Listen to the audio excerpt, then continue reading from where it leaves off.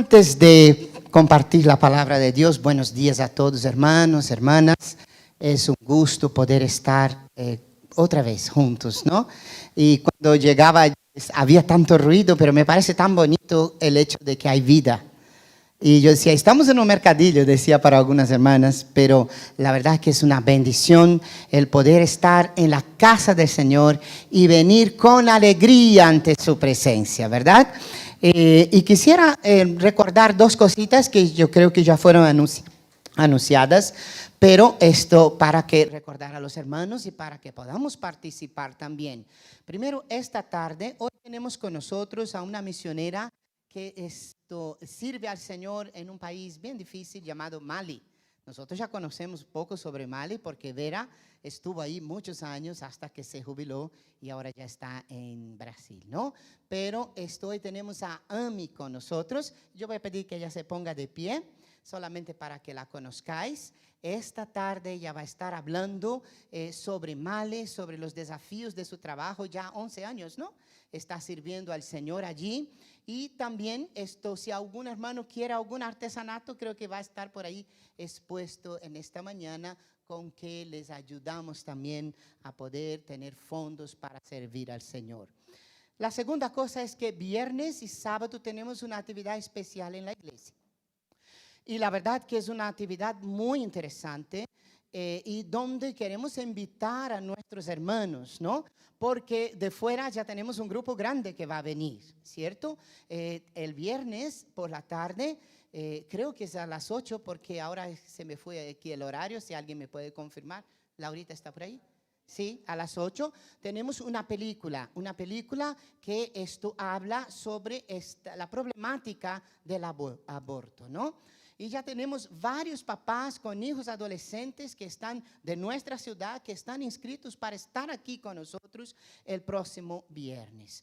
Y quisiéramos también que nosotros aquí de la iglesia podamos estar. Ese es un problema grave en nuestra sociedad, es una problemática muy complicada. Y después el sábado por la mañana, ¿a qué horas, Lauri? A las 11 tendremos aquí también un grupo específico de cristianos que trabajan con esta problemática, con pro vida, son a favor de la vida. Así que también estamos invitados a aquellos que puedan para que estemos aquí, para que entendamos, para que podamos orar, para que cuando veamos a alguien con circunstancias tan difíciles podamos ser una bendición y no una crítica, ¿verdad? Porque criticar, eso todo parece que ya sabemos hasta nacer, ¿no? Pero para ayudar no es fácil. Así que os invito a estas dos actividades que vamos a tener esta tarde. Misiones, hablando sobre Mali, sábado y viernes, hablando sobre esta problemática tan difícil del aborto. Vamos a retomar Colosenses, ¿sí? Capítulo 3. Creo que los hermanos ya han olvidado algunas cosas, pero la verdad es que tan precioso ese texto, este capítulo y lo que el Señor quiere enseñarnos. Y estamos hablando, el apóstol Pablo hablando a la iglesia de Colosas, va a hablar sobre, y está en este momento hablando sobre algunas cosas prácticas para una vida espiritual firme, confiante en el Señor y que sigue en los caminos de Dios. Y para ello, uno de los grandes desafíos es hacer morir lo malo. Y vamos a hablar de esto hoy.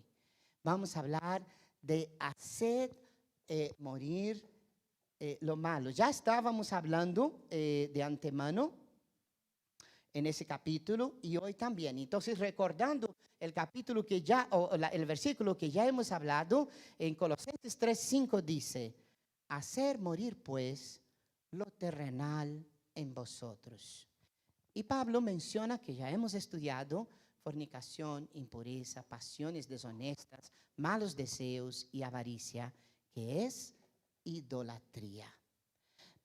el apóstol Pablo está hablando claramente sobre la lucha que todo cristiano tiene y la seriedad que tiene esta lucha y cómo es importante realmente que erradiquemos todo aquello que no le agrada al Señor. Y me acordé mientras estaba recordando y queriendo pensar cómo retomar Colosenses, esto de Gálatas 5:9, cuando él dice, un poco de levadura leuda toda la masa. A veces uno no se da cuenta cómo el mal, la maldad, entra en nuestras vidas. No obstante, cuando a veces queremos darnos cuenta, de verdad que esto ha tomado ya una dimensión muy difícil, muy grande y a veces pues solo un milagro de Dios para sacarnos de ahí.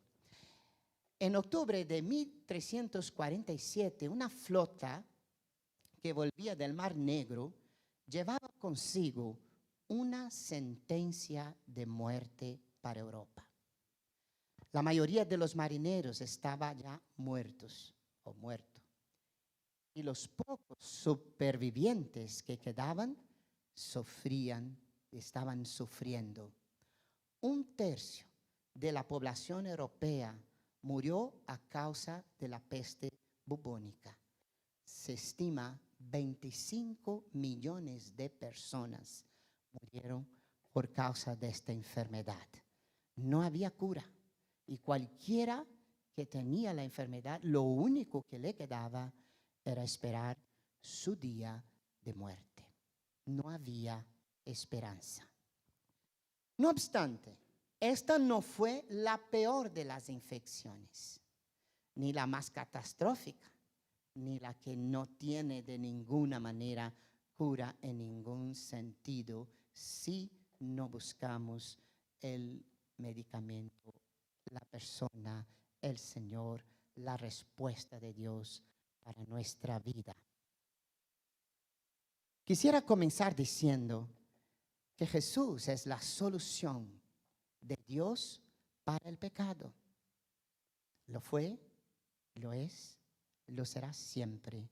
No hay otro camino. Él venció al pecado y la muerte para que tengamos victoria. Y en 2 de Corintios capítulo 5, 21, dice, el que no conoció pecado, al que no conoció pecado, por nosotros lo hizo pecado, para que nosotros fuésemos hechos justicia de Dios en él. Y nos habla el autor de Hebreos. En Hebreos 2, versículos 14 y 15, dice, así que, por cuanto los hijos participaron de carne y sangre, hablando de Cristo, Él también participó de lo mismo.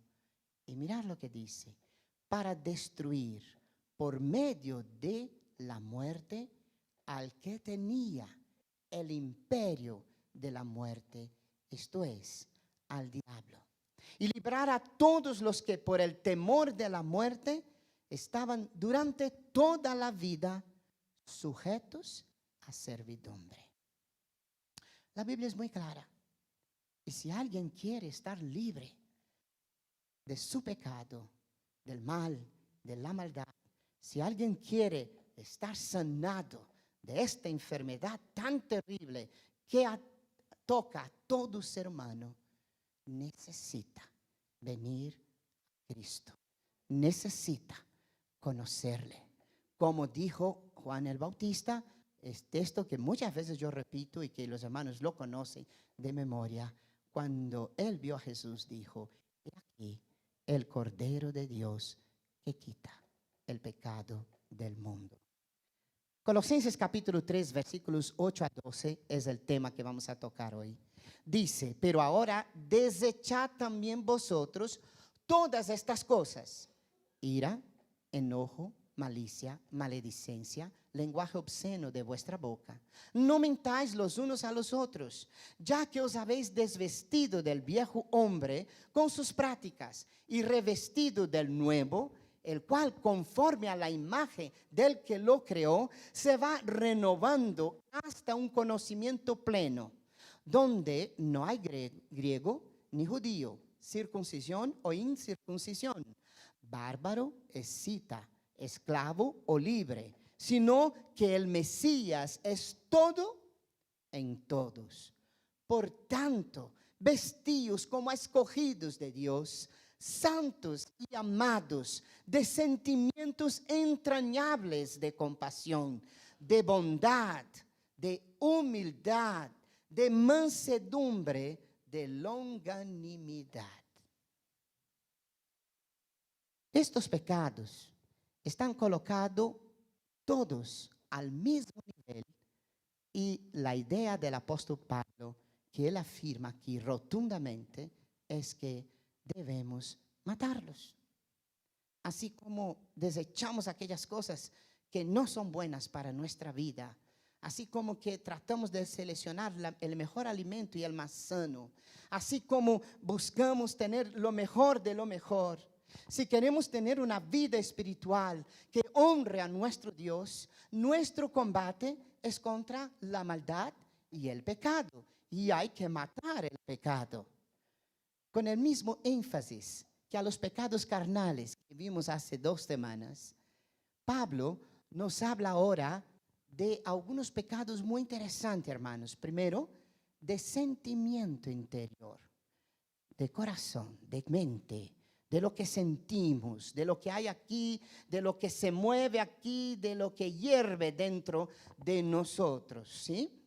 Y también él comienza a hablar, y hoy vamos a hablar solo uno de ellos, de los pecados que tiene que ver con la relación con el prójimo, ¿sí? Con mi relación, con mi hermano o mi hermana, con mi igual. Pablo usa ese enfático ahora, en el versículo que hemos leído, para que pensemos en nuestra posesión o posición en Cristo.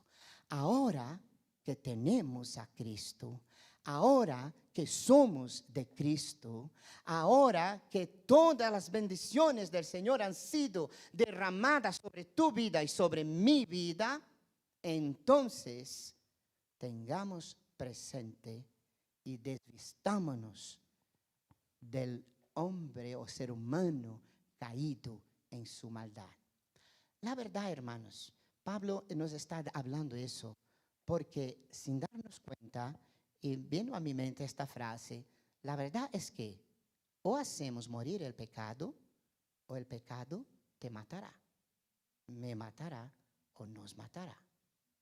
En verdad, todos pecaron, destituidos están de la gloria de Dios y muertos están, pero una vez vivos. Si permitimos que el pecado siga reinando en nuestra vida, cuidado, porque él sigue siendo pecado, sigue siendo maldad y sigue destruyendo las vidas. Por eso, el primer punto que quisiera destacar es que el apóstol Pablo habla de la iglesia de Colosas y a nosotros también, que debemos cuidar nuestros sentimientos y pensamientos internos. Toda batalla espiritual comienza en la mente. A veces, cuando tú caes, eso ya ha rondado, ya ha hecho un nido, ya te ha dominado y por eso caes. Pero el trabajo ha sido aquí. Por eso Él nos llama la atención, ¿cómo está mi mente? Mi corazón, dirían los judíos, ¿no? En esta nueva lista que Él aquí nos habla, podemos ver una acumulación creciente de pecados que se refieren a nuestra actitud interna. Y comienza por algo muy interesante, la ira, ¿cierto? El Señor va a decir en su palabra que debemos airarse, pero... Y dice que la ira del hombre no obra la justicia divina. La ira es muy peligrosa. Una actitud de rechazo a veces puede llevarnos fácilmente al pecado. Nos habla del enojo, una pasión hirviente y que a veces sigue nuestra vida sin control. control. Y todo lo hacemos con rabia, con odio, con, no sé, una falta de alegría, una amargura tremenda. Nos habla de la malicia, de esta perspicacia humana de buscar sacar el mejor provecho de la mejor manera. Y en verdad, según el ser humano, esto muchas veces, el fin no justifica los medios. A veces el ser humano por cualquier cosa, por sacar provecho, mata, engaña, vende, denigra, pisotea y tantas otras cosas. Es actuar. La malicia tiene que ver con actuar, con esta maldad intrínseca que nos lleva siempre a hacer las cosas de manera furtiva y que no le agrada a Dios de ninguna forma. La maldad que existe en nosotros como seres humanos, y por mucho que digamos que no, hermanos, existe. Es solo mirar un poquito. Nunca hubo tanto tráfico de mujeres como ahora. Nunca hubo tanto tráfico de niños como ahora. Tanto tráfico de órganos como ahora. Nunca hubo tantas cosas escondidas como las hay hoy. En plena maldad. La blasfemia, que significa hacer una cosa injuriosa. Maledicencia es la palabra literal. Y finalmente nos habla de palabras groseras en un lenguaje ofensivo. Generalmente se refiere a expresiones en forma deshonesta, vulgar, sobre alguna cosa. Nuestro propio Señor Jesús nos muestra algo muy revelador. Y Él nos dice en Mateo capítulo 15, versículos 19 a 20, porque del corazón del ser humano, del hombre o de nuestro corazón, salen los malos pensamientos, los homicidios, los adulterios, las fornicaciones, los hurtos, los falsos testimonios, las blasfemias. Estas cosas son las que contaminan al ser humano, al hombre, pero el comer con las manos sin lavar no contamina al hombre. El Señor está hablando en el contexto espiritual. Y ese texto deberíamos entender profundamente. Porque aquellos que le criticaban el por qué sus discípulos no lavaban las manos, fueron aquellos mismos que mataron al Salvador del mundo, al Mesías, al enviado, al prometido desde siempre. Ni siquiera le reconocieron. Porque sus corazones estaban llenos de maldad. Los sentimientos y el pensamiento muchas veces se ven direccionados por un corazón enfermo, amargado y dominado por el egoísmo. Entonces, una pregunta muy importante en nuestra vida y mirando hacia nosotros mismos es: ¿cómo está mi corazón? ¿Qué es lo que estoy sintiendo? ¿Qué es lo que estoy diciendo? ¿Cómo estoy alimentando? ¿De qué estoy alimentándome? ¿Cómo está, hermano? Hermana, tu corazón. Y Proverbios es muy sabio. La palabra de Dios es increíble y yo cada vez que la estudio me apasiona más. Sobre toda cosa guardada, guarda tu corazón, porque de él mana la vida. Aparta de ti la perversidad de la boca y aleja de ti la iniquidad de tus labios. Tus ojos miren lo recto y diríjanse tus párpados hacia lo que tienes delante. Examina la senda de tus pies y todos tus caminos sean rectos. No te desvíes a la derecha ni a la izquierda. Aparta tu pie del mal. Jeremías recibió del Señor una respuesta cuando el Señor dice que el corazón del ser humano es perverso. Y lo es muchas veces. Es bueno parar a veces y pensar: ¿por qué actitud estoy haciendo esto? ¿Con qué fin estoy haciendo eso? Y a veces te sorprende mirándote a ti mismo y dices: Señor, perdóname, esa no es la vía correcta, ni la actitud que tú esperas de mí. Y cuando Dios habla con Jeremías, Jeremías está preocupado diciendo, ¿y quién va a sanar el corazón del ser humano? Si nadie, si es tan perverso que nadie, no hay remedio. Y el Señor dice, yo ya ve que escudriño la mente, que pruebo el corazón para dar a cada uno según su camino, según el fruto de sus obras. Mirad, hermanos, Dios conoce perfectamente nuestro interior y sabe de nuestra perversidad. Nadie lo engaña y nuestras acciones están presentes delante de Él. Yo puedo engañar al mundo entero, incluso ir a la tumba y que nadie sepa mi verdad. Pero a Dios nadie le engaña.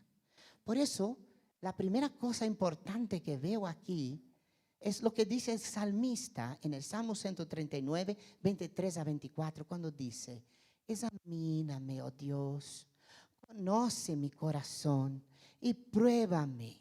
Y conoce mis pensamientos y ve si hay en mí camino de perversidad y guíame por el camino eterno. Es tan interesante ese texto, porque es un clamor del salmista diciendo, Señor, mírame, yo no quiero esconderte nada de ti. Y hay una diferencia entre él y Adán y Eva, ¿verdad? Porque Adán y Eva, cuando Jesús venía para pasear, de esa manera figurativa que nos habla el texto, ¿verdad? Dice, Adán, ¿dónde está? Y están todos escondidos, como si Dios no supiera que estuviera detrás de unas matas o del árbol o donde sea, de una piedra o lo que fuera. Lo sabía. Ah, Señor, y además es que nos cubrimos como si Dios no supiera cómo somos si Él nos creó. Examíname. Si queremos tener un corazón sano, si queremos tener una vida sin sentimientos de alguna forma injertados por el mal, es necesario ser honestos delante de Dios, abrir nuestro corazón y decir, Señor, aquí está, examíname a mí. Mirar, Dios no comparte el pecado, pero Dios quiere bendecirnos. Y no podemos cambiar a nuestra manera como hemos oído en estos 2 últimos domingos, pero necesitamos ir hacia Él, porque incluso nuestro corazón nos engaña a nosotros mismos, ¿cierto? Y Él todo lo ve. La segunda cosa que el apóstol Pablo nos va a hablar aquí, que yo creo que es muy importante en nuestra vida, es que cuidemos de nuestras relaciones. Cuidemos del cuerpo de Cristo, que es la iglesia, y que estamos unidos. El que es del Señor y es iglesia, es cuerpo. Y quiera o no quiera, no desee o no desee, tenemos que cuidarnos. Porque si no nos cuidamos, nos matamos. ¿Sí o no? Es así. Y la iglesia necesita aprender que no estamos aquí y no somos el enemigo. El otro no es mi enemigo, aun cuando falle. Porque yo también puedo fallar. Y el Señor es tan sabio que dice, antes de entregar tu ofrenda en el altar, si te acuerdas que alguien tiene algo contra ti, no es ni que tú hayas pecado, deja ahí y vete allá. Y eso es necesario practicar. Necesitamos cuidar nuestras relaciones. Colosenses 3:9 dice, no mintáis los unos a los otros. Es el primer pecado relacional que él va a decir y que hoy vamos a tratar, ¿vale? No mintáis los unos a los otros, habiéndoos despojado del viejo hombre con sus hechos. Y a mí me llamó la atención eso. ¿Por qué él puso, no mintáis como lo primero, no? Y es muy interesante. Primeramente, nuestro fundamento o el fundamento de tener este patrón tan elevado en nuestra vida es el mismo Señor Jesús. ¿De acuerdo? Él es el que no bajemos el listón. Por mucho que bajes, el listón no se va a bajar. Dios no quiere mediocres. Dios quiere hijos. Dios no quiere la gente encima o entre dos aguas, porque se va a hundir. O estoy con Él o estoy sin Él. Es así. Dios no quiere religiosos. Hay muchos religiosos que están entre dos aguas y se hunden fácilmente cuando los problemas vienen. este primer pecado relacional que él recuerda, ¿no?, a los de Colosa, Pablo ordenó que no nos mintamos y que seamos auténticos. Y da dos razones para ello, hermanos, que me llamaron mucho la atención. Primera, porque nos hemos ya desnudado, desvestido o quitado el ropaje exterior con todas las cosas desagradables de este ropaje que este ropaje lleva. O sea, hemos sido lavados por la sangre de Jesús. Cantábamos hoy, ¿no? Solo de Jesús la sangre, ¿no? Entonces, si hemos desvestido de nuestro pecado, ya no tiene sentido las cosas que vivíamos antes. La primera razón es esta. Y la segunda es que nos hemos puesto un nuevo ropaje, que no es un trabajo terminado todavía, que está en proceso y que cada día se renueva. ¿Cierto? Nuestra vida, la vereda del justo es como la luz de la aurora, que va en renuevo, en aumento cada día, cada día. Y nosotros como creyentes tendremos que ser hoy mejor de lo que fuimos ayer. Si vivimos con nuestro Señor, no podemos ser raquíticos espiritualmente. Hay dos metas en nuestra vida como hijos de Dios. Primero, llegar, que el apóstol Pablo nos apunta, a una identificación plena con las cosas de Dios, con Él. Identificarnos, ya hablamos de eso en el primer capítulo y Pablo habla de esto. La necesidad de identificarnos con el Padre que tenemos, con el Salvador que tenemos, con la fe que creemos. Dios no tiene esquizofrenia, ni quiere esquizofrenia espiritual. ¿Vale? Dos caras. No. Y segundo, que seamos una fiel imagen de nuestro Dios. Oh, hermanos, eso es tan precioso si entendiéramos eso. La iglesia necesita ser fiel imagen de su Creador. Tu corazón necesita ser fiel imagen del corazón de Dios que te salvó, si es que Dios tuviera corazón, porque Él es espíritu. Pero nosotros no podemos dejar no es una opción reflejar a Dios, ¿vale? No es una opción. Si Dios está en tu vida y Él obra en tu vida, esa obra tiene que ver de alguna manera. O si no, no está obrando. Entonces, me di cuenta que la transformación del creyente es algo interno. Tenemos una nueva naturaleza, pero también es algo externo, pues debemos tener nuevas prácticas. De hecho, no solamente tenemos que ser buenos si estamos con el Señor, sino que hay que demostrarlo a través de una vida. Coherentes, coherencia. Todos nos amamos la coherencia. Estar con una persona que hoy es una cosa, mañana es otra, y pasado otra, y otra, y otra, y otra, y otra, y otra, es un desespero. Hablar de una fe y de un Dios que es real y echar todo por tierra con la primera palabra, con la primera acción, con la primera decisión de nuestra vida, es grave. Por eso el mundo dice no. Entonces, el apóstol Pablo nos muestra que en una comunidad donde hay mentira, o donde no hay mentira, vamos a hablar de esta forma, sino que existe una transformación externa e interna, hay allí una verdadera unidad que reflejará a Cristo mismo, quien es todo, además de que Cristo está en todos sin ninguna distinción. El mayor milagro visible del pueblo de Dios en esta tierra es la verdadera unidad.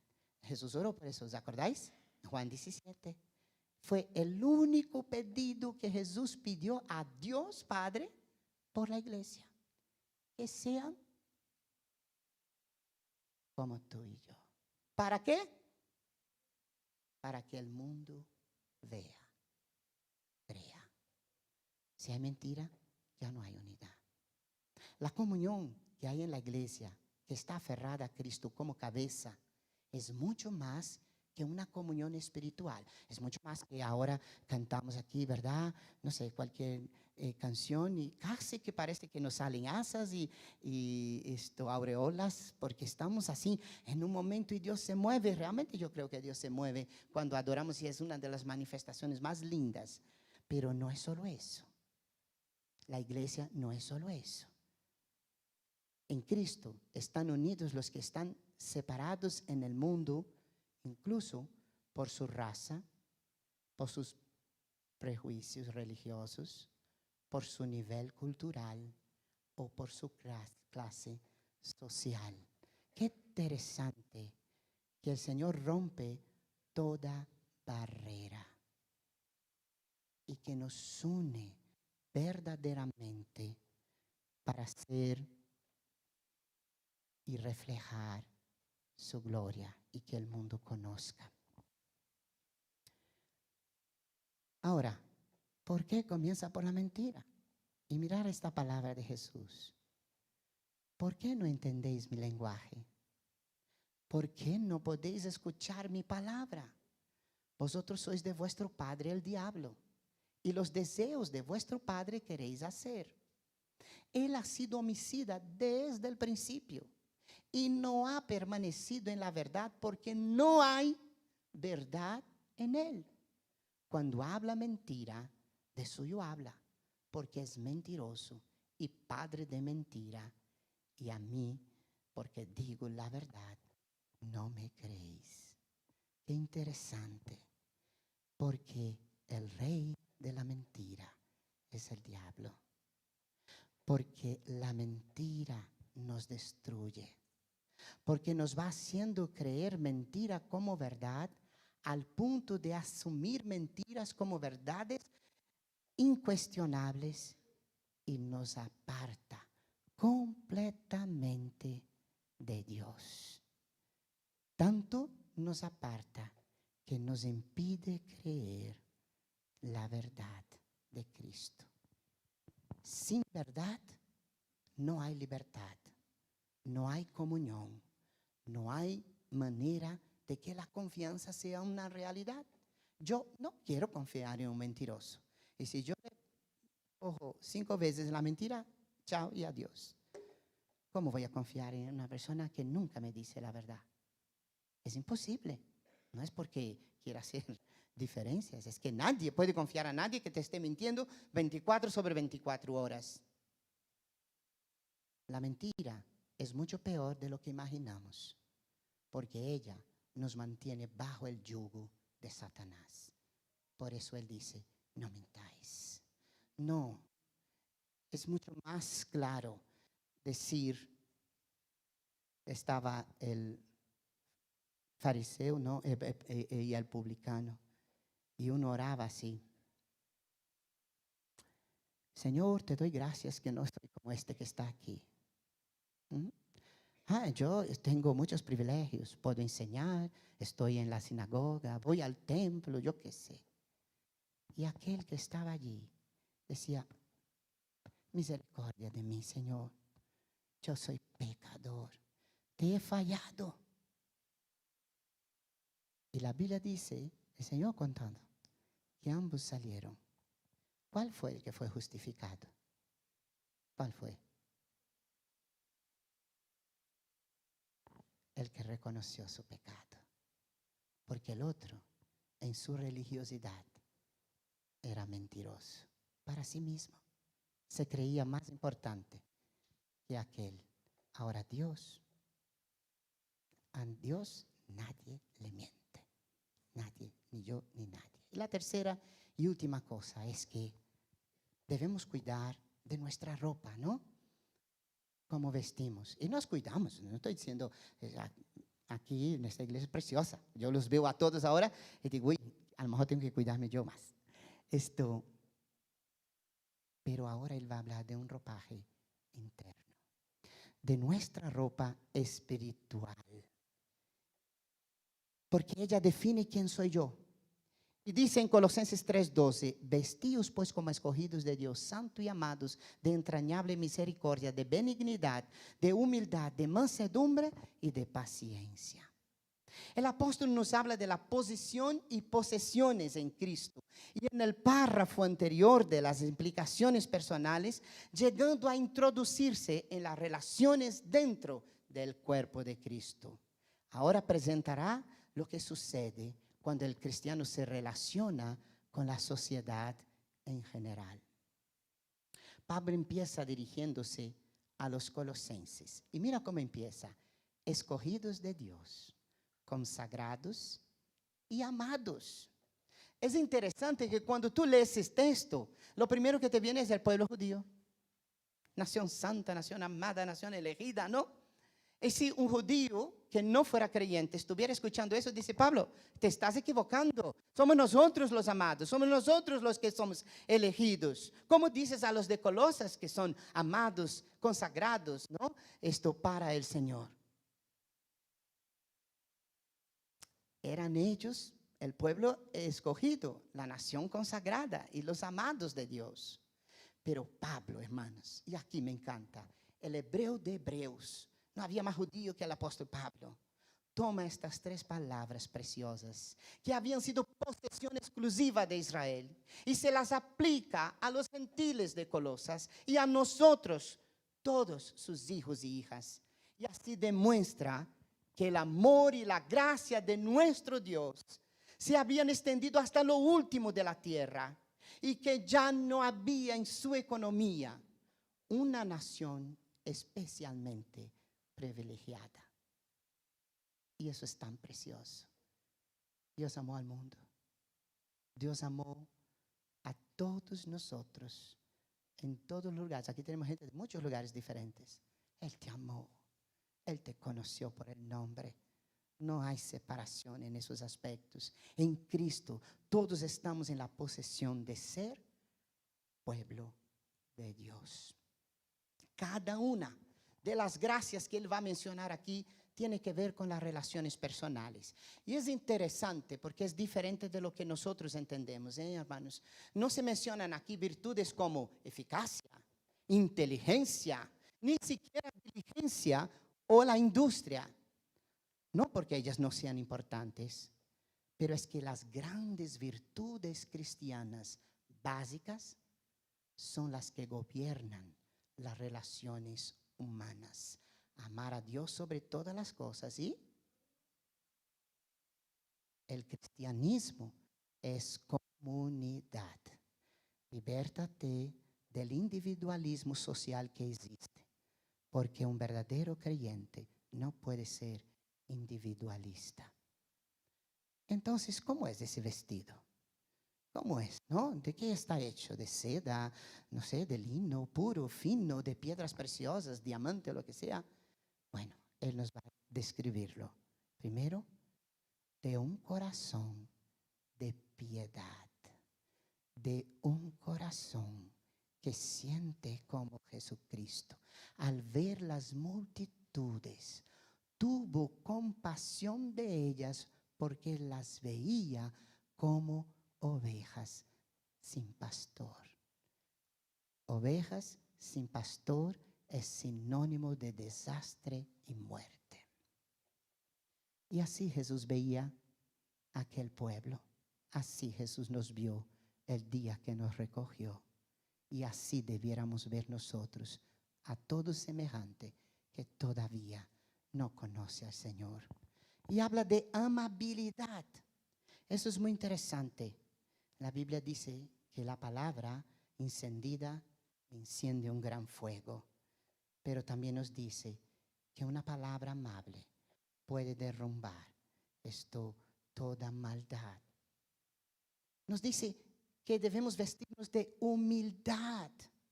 Y la humildad no tiene la connotación romana que traemos desde griega incluso, de simplemente algo que me lleva a mal, que me lleva a estar tan abajo que voy a ser más bajo de lo que yo merezco. Eso no es humildad.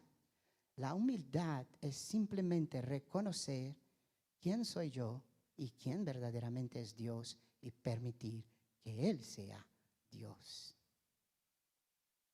De mansedumbre, firme pero cortés. No tiene que ver con la tolerancia humana.